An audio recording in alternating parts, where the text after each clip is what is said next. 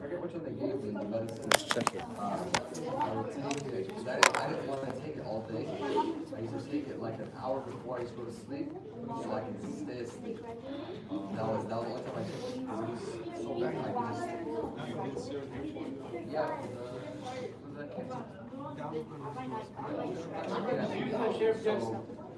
They gave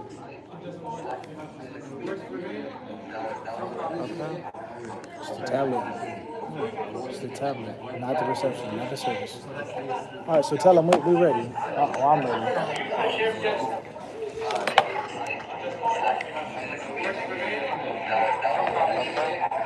It's the tablet. It's the tablet, not the reception, not the service. It's live. All right, so tell them we ready. Khalas, son, guys. No, I'm saying on my end. Just letting you know, like, you don't have the issue. Yeah. No, I'm saying is we're good. Okay. Yeah.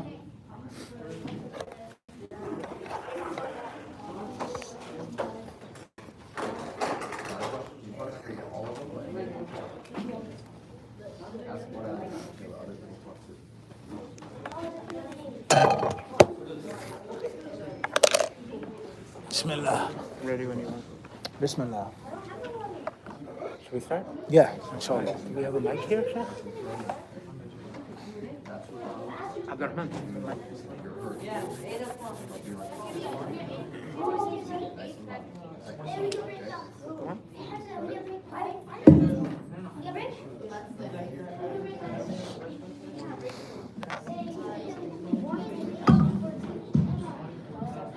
السلام عليكم ورحمة الله وبركاته.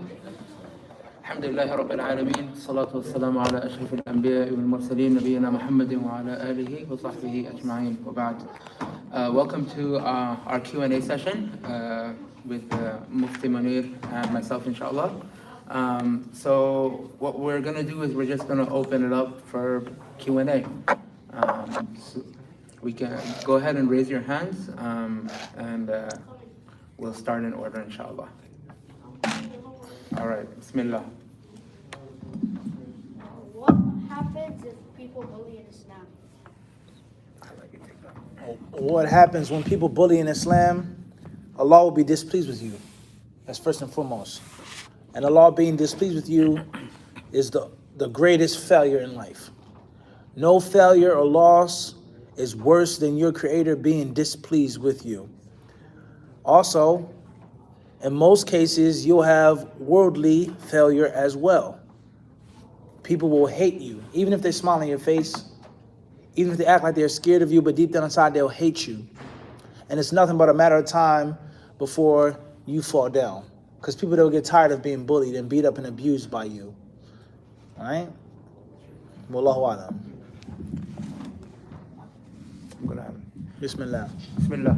So I'm going to add to that too. Usually bullies are the ones who are stronger, more arrogant, think they're better than everyone else. And always remember that Rasulullah said that لا يدخل الجنة من كان في قلبه مثقال ذرة من كبر. That the person who has even a mustard seed. You guys know what a mustard seed is? Really, really tiny. For you people from the Indian, Pakistani background, you guys should know. It's a very, very tiny seed that's used for cooking. So a person who has even that much arrogance in him or thinks he's better than other people, that person will not taste paradise, will not go to Jannah. So if Allah subhanahu wa ta'ala has given you strength, use it for good, don't use it for bullying. Sure. No problem. Yes. I'm good, but if you have a channel? Question and answer. Or are you saying for mine? Which means you guys ask We're questions good. and hopefully We're we come online. up with some But answers. if you want to do one, that's fine too. You got me? Okay, perfect, inshallah. Next. Yes. How do I prevent, so if someone's trying to start a fight with me and they hit first, can I hit in defense or can you add that? In Islam, in brief, you are allowed and requested to defend yourself. It's permissible, and sometimes it is recommended or obligatory for you to defend yourself. And of course, the different ways of defending yourself. You can defend yourself by sometimes if you have to hit back, or sometimes you can defend yourself by stopping the fight. Whether you push them away or throw them down, and you give them a severe warning. Yo, chill, stop. I'm not looking for a fight. But at the same time, if you keep, you force me. And then unfortunately, let's be honest, in school and in life, sometimes you don't even have time to warn somebody. Sometimes, they try to oppress you and wrong you. You have no choice but to, yeah. And sometimes that's the nature of life in Islam. There's no doubt about that. Wallahu alam. Okay, so if you're winning in a fight, so basically they hit you first, but now you're fighting back, and you're basically winning. Can you finish them off, basically, or do you have to stop? Understood. Well, in general, it's best to stop. Don't transgress the boundaries. Eye for eye, tooth for tooth. Right? Somebody, they punched you, you punched them back. That don't mean you body slam them and drop kick them and, top turnbuckle and, you know what I mean? But let's be honest. There are some people who are very, very aggressive. Like he said, extremely arrogant and haughty. And some people, you have to teach them a good lesson in which they get the point, they're forced to stop, and most importantly, the other people around. All right? The people around, they say, whoa, let's leave this guy alone. Not only is he peaceful, not only can he fight good, but he's got a little bit of a, don't mess with him. That's a reality. And oftentimes, that prevents further drama. You don't have to listen, man. I suggest you leave him alone. You saw what happened to such and such. And you can't necessarily teach that lesson with just one punch. Sometimes you may have to body slam, top turnbuckle. You get the point? Sometimes. So you have to weigh the situation. Hikmah. You have to what? Weigh the situation. All right? Also, to add to what the Sheikh said, do everything he just said. I completely agree with that. But at the same time, let your parents know. Let, if you're in school, let the right people know so they can also take appropriate action so that doesn't happen again. Wallahu alam. That's a very important point, is you gotta, it can't keep happening. Yeah, but the thing is, if you let the others, like elders at school know, mostly in most public schools now, what happens is that everyone else finds out that you basically snitched. You're a snitch. Understood. Well, snitch, and everyone starts hating you. Understood. Well, that's why sometimes we said blood is the best teacher. So finish him off and then go snitch. Allahu Akbar. Wallahu alam. All right, next. So how bullies they bully at school? What happens to them at home? What happens to bullies at home? Yeah, since they bully at school, why would they bully at school? If Understood. Maybe had something at home happen. Clear. Well, I would say in most cases, bullies in school are punks at home. In most cases, they're bullied by their older siblings, father, mother, somebody, and they have to now look for a victim because they were victimized. That's how the cycle works. Maybe someone was bullying them at their home. Yes. Or sometimes some people in their homes are bullies too. And in school is just, more victims. But somewhere down the line, the bully himself or herself is a victim of bullying. That's just how things are. And that's why, as was mentioned, is that you have to get to the root of it. You have to stop it. And you're never, ever allowed to just, no big deal, stop crying, or you're a snitch, stop whining, stop crying. It's not okay. And what was it the other day? They sent the thing to my phone. The lady, she killed herself, right? In school, she made suicide because they bullied her and beat her up in her hallway. It's messed up. And you never think it's going to go that far, but you don't know what that person is going through. I'm already depressed. I'm already in a messed up, dysfunctional family. My mom hollered at me this morning, this one, that. When the next, you bully me, that's the nail in the coffin. Let me take my life. And you'll be responsible for that. Yeah, to add to that, most bullies are usually from dysfunctional families. Just like the Sheikh said, something's going on at home that they take out their aggression that way outside. So, Allahu Alam, we don't know in every case what's going on in the house, but 9 times out of 10, or even more, they're not going to be from a normal household, normal parents. So what if they were disabled? Usually disabled people are not bullies. Yeah. Usually. There might be exceptions to that, but yes. Another question I'd like to add on that. Of course. Also, I think something very important, if you're being bullied, talk to your parents. Because if you don't have that communication with your family, with your parents, maybe that they can help with the situation as well. And also back to the bullies, sometimes like you said, most of the time they're victims themselves. Befriending them might be an option as well. You know, maybe turning them a different point of view to, you know, the right side, the right way. No question. And we mentioned that earlier, which is relatively difficult. People are going to make fun of you. They're going to call you soft, you're this, you're bleep, bleep, bleep, this curse word. They're going to say back, you know, peace, turn the other cheek. What are you talking about? But sometimes that is the most everlasting solution. Then telling the authorities, they can hide, they can lie, it wasn't me, he started first. He needs to get out of it. You bust him up, you know, finish him, fatality, body slam, whatever the case may be. But oftentimes you get to the root of the cancer, and that is, I was never shown kindness. You know, I was always told I was too ugly or too short or too this to be. And, you know, this person actually, sometimes, but that's easier said than done. That's easier said than done. And to add to that, I mean, I know bullying is a really important topic. Make sure if any of you are getting bullied at school, that you do go home, talk to your parents. Don't be somebody who just closes and takes this and keeps it inside of them and not talking to anybody. Your parents are there to help you. Don't think it's snitching or it's, hey, it's a, you know, I don't want to talk to my parents about this. Talk to your parents. Make sure they know. And again, if it's at school, if it's in the class, talk to your teachers. Just like you said, people label you as a snitch. Don't be afraid of that. Always, you have to do the right thing, right? And I'm not saying go and tell on everyone for every little thing that happens, but if you're consistently being bullied at school, make sure you let your parents, teachers, and anyone else who absolutely needs to know, let them know so they could help with the problem. Wallahu alam. Let's take some more questions. Yes? This is going off about the bullying topic. Usually in most schools, I don't know about most schools actually, but in some schools, in some cases, a lot of the time, the person who retaliates gets an equal punishment as the one who starts the fight with the aggressor. So what is your thoughts on that and retaliating and being punished for retaliating when you were getting bullied? Understood. With regards to, as he mentioned, you know, sometimes you have no choice. You can try to be peaceful and wise and hikmah, but sometimes, let's be honest, violence is a big part of the human being's existence. Let's not forget that. Violence is a part of life. And in Islam, we're supposed to be peaceful. But there are times in which we are required to defend ourselves and to use some type of force. That's a fact. So therefore, never transgress the boundaries. When I was younger, my father, he had told me is that you should avoid before you warn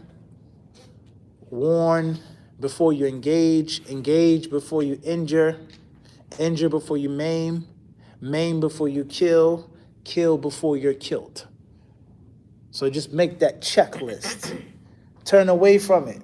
If you can't turn away, the person that's pestering you, get out, yo, stop, chill, get out my face, whatever. Warning isn't enough. All right, no problem. Come on, let's do this. Before any blows are exchanged, take it easy. Injure before you hurt, etc. You don't go to the extreme when you don't have to. Too much force that's applied. Understand?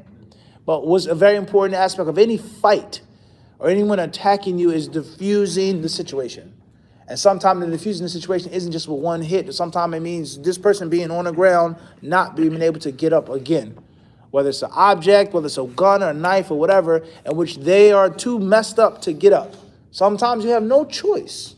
You understand? That's first and foremost. Secondly is, in my humble opinion, even if you're punished for retaliating or for defending yourself, that's fine. You may get in trouble in school, but the bully got the lesson. And even if he's going to come back again, he knows that it's not that easy and it's not that sweet. He's going to think twice. Let alone you may have, the body slam, he says, I'm going to leave you alone, or I'm going to stop bullying people. Because that really hurt. I didn't know I was that, weak, and people are that strong. People are tired of getting bullied. You get what I'm trying to say? So I think that from what everybody's saying is that there isn't just one solution to bullying. That's number one. There are several solutions. Talking, authorities, whatever it may be. Very important point, guys, with regards to being a snitch, being a tattletale, etc., etc., etc. I think oftentimes people, they confuse the words and the terms. In most cases, wallahu alam, a snitch is a person who is a hypocrite. He's someone who's guilty, who's doing bad, doing wrong, and to protect himself from the trouble or the heat, he does what? He tells. And it isn't as bad as someone who just tells about something that's wrong. A little kid, a tattletale. He did this, he stole a cookie, such and such. And you didn't have a cookie? You did too. It's just you know how to hide it and you got him in trouble. So don't be afraid of reporting something that's wrong. In my book, where I come from, that's not the true definition of a snitch. A snitch is a person who's guilty too, and then they tell on the person and you take the bad rap for it, etc. It's a difference. Stopping the evil is not the same as you doing the evil and then you, I'm going to tell on them. It's a difference. Wallahu alam. Hopefully that makes sense. And Allah knows best. Yes. What do you mean by peer pressure in the title? Because I wasn't here, I didn't know what you meant. Peer pressure are the people that are similar to you in age, people that are similar to you in height and weight, people that are your peers, people that are around you, your age, your group, your team. They're pressuring you, forcing you, making you do something that you don't want to do, good or bad. And in most cases, bad. An example is doing drugs. I don't want to do drugs. I have no need to do drugs. I'm fine. I'm happy. Man, just do it. No, it's haram. My parents say drugs will destroy you. Man, just do it. Are you scared? Are you a punk? Are you this? Are you that? And they pressure you into it. And the next thing you're saying, all right, man, well, and then you start doing drugs. So to add to that, peer pressure, just like the Sheikh said, they might come and try to get you to do stuff. Other times, if you've made bad choices of your company and who's around you, they might not ask you to do it. But because they're consistently doing it, that almost becomes some kind of an indirect pressure. So it's very important to choose your company wisely. And if you're pressured, make sure it's a good pressure. For example, if you're hanging around people who always read Quran, memorize Quran, go to the masjid, and you're not doing that, then you're going to feel like, even if they won't tell you, you're going to feel like, you know what? I should start going to the masjid. Maybe I should pick up the Quran. Maybe I should do something. Even if they don't tell you anything, just because you hang out with them. The opposite, if you're hanging out with people who do drugs and you have never done it before, just because of you hanging out with them and you seeing it, and gets normalized for you. And one day you will fall and you will try it. So choose your company wisely, very important, and get pressured for the right things because you're with the right company versus being with the wrong. Yes. Is there a punishment for killing yourself? Is there a punishment for killing yourself? Yes, there is. Suicide is one of the biggest sins in Islam. And one of the reasons why suicide is so bad and ugly is because it is the utmost disrespect to Allah. You're basically disrespecting Allah, who gives life and who takes life. And even if you don't say this with your tongue, as if you're saying, oh Allah, I'm fighting with you. I'm a rival with you. I'm contesting with you. Allah is the one that determines life or death, and you yourself try to determine your death. So it's disrespectful to Allah subhanahu wa ta'ala. Also, another reason why suicide is such a bad sin in Islam is that it is a major type of cowardice. And Allah subhanahu wa ta'ala, He doesn't love people that are cowards. Allah is the most strong, the most powerful, Al-Qawi Al-Aziz, and He loves from His servants those who are strong and powerful, and all of the meanings of powerful, spiritually, first and foremost, mentally, and in the proper situation, physically, along with the other types of strengths. So killing yourself is disrespect to Allah, and oftentimes it's a means of cowardice. A person is too scared and too afraid to face what they need to face, so they just say, let me just end my life. May Allah protect you guys from that, protect all of us from that. I mean, so the Sheikh actually has a talk about this tonight. That's the title of the talk. But again, why do people do it? A lot of times people who can't handle stress, something small goes down in life and goes wrong, and they want to turn the other way. The whole reason Allah subhanahu wa ta'ala created us, this life is a test. And by you going and taking your life away, you're just immediately failing that test. Allah subhanahu wa ta'ala put, life is not supposed, the purpose of life in this dunya is not supposed to be, perfect life, everything's going well. The reason we're here are for tests. And every single human being that Allah subhanahu wa ta'ala has created faces some kind of a test. You look at these celebrities, the richest people who have everything, and you see so many of them committing suicide. Everyone thinks that, they have the most glamorous life, they have everything they could have, and all of a sudden, they're gone, right? So, again, this life is a test, and as a Muslim, as a believer, we have to do everything we can to overcome those tests. Allah subhanahu wa ta'ala says in the Quran, لا يكلف الله نفسا إلا وسعها, that Allah subhanahu wa ta'ala will never test you with something that you cannot handle. If there's something you can't handle, Allah is not going to test you with that. And if you're being tested by something from Allah, then know that you can handle it, because that's the promise of Allah. And just be a strong person, overcome it, and the one who overcome those struggles, Allah rewards them before the hereafter, rewards them in this dunya. Wallahu a'lam. Wait, do you guys have water cups or water? I have no idea, but if you find one, let me know, because I'm thirsty too. Yes, Abdurrahman. Follow-up question on that. Can you ask for forgiveness, for example, when you do some sadaqah on behalf of the person that is committing suicide, or is it like I don't know? That's a Mufti Munir question. Asking Allah to forgive someone that made suicide or doing sadaqah on behalf of them. A Muslim who makes suicide is still a Muslim. They're not kuffar. You can pray for them. However, it shouldn't be something which is done openly and publicly. Suicide must be shunned and condemned, period. And there is no lackadaisical attitude taken. The door must be shut immediately and locked, period. So therefore, a Muslim who takes something, slits his wrist, etc., they're still Muslim. The janazah is to be made for them, but it's not to be a public janazah. It's not to be an announced janazah when everybody comes and cries, la, la, la, la, la. No. Rather, a small group of people, they make the janazah, and then that's it. It has to be shunned for the people to get the lesson. Suicide is so bad, so ugly, they didn't even make janazah on them. Thinking that, and which we did, but it wasn't at the masjid. It can't be something which is, the door is left open. And you just think about this now. Just look at society. The more emotions involved, the less of a staunch position that's taken against the bad things, they become regular. And the people start, becoming laxed and more and more and more and more lax, versus that act being shunned. But what about this person? Maybe they had an excuse. Maybe, listen, Allah is most forgiving. We cannot show no mercy or no kindness to that heinous act. So therefore, you personally, you can make dua for someone that made suicide, yes. You can give sadaqah on their behalf. They're still a believer. They're still entitled to the other things that the believers are entitled to, but it can't be something which is done openly and publicly. And the same applies to other crimes in Islam. Dying with a debt without collateral. The Prophet ﷺ will refuse to pray on him. I'm not saying he's a kafir, but I will not pray on him myself, to shun the people from that act of having a debt. You die with a debt, and you don't have you don't put something down as a warranty or a way of that person getting their money back, collateral. That's a big problem. And it doesn't mean that the one who dies with the debt is a kafir. It doesn't mean he's an apostate. But it's to shun the act.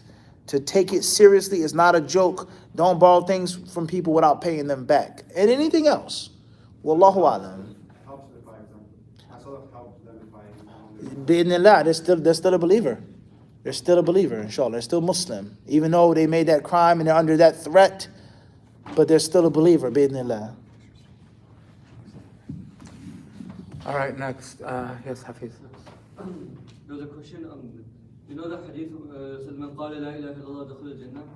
So, does this person have to die upon that state of la ilaha illallah? And also, does he have to say the full shahada, la ilaha illallah Muhammad Rasulullah, or just the phrase la ilaha illallah?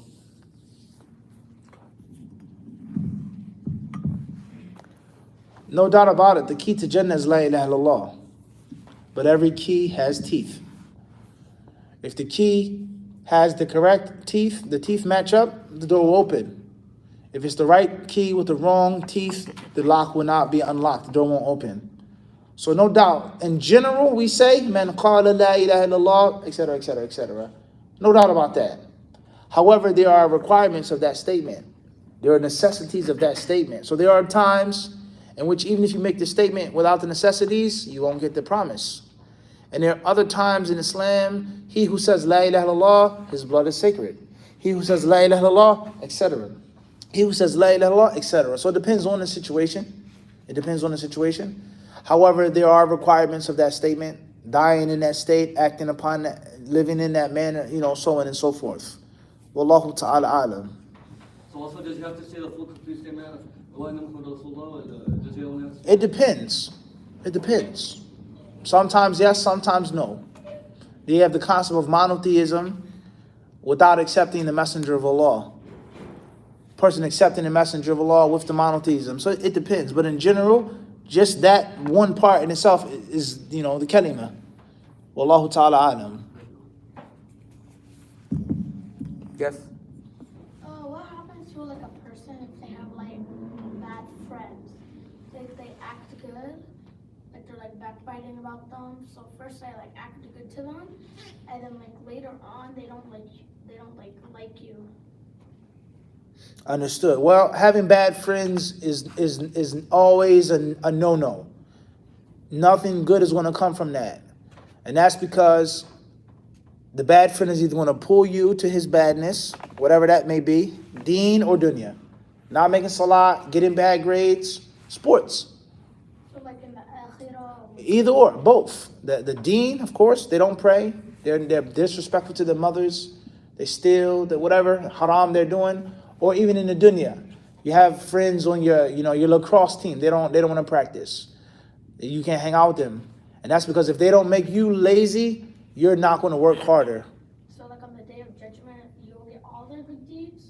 They backbite you. That's a different story. Somebody backbites you. That's a different discussion. You're getting the deeds of those who slander you. But in general, stay away from having bad friends. You don't want to be in that situation. Period. And not only not having just friends that aren't bad, but you want friends that are good, friends that push you to be better yourself and not just remain stagnated, doing nothing. True friends. Abdurrahman? He just hasn't had it for a while, what's your answer? Okay. Go ahead. How about if you kill yourself and you say the shahada, will you go to Jannah?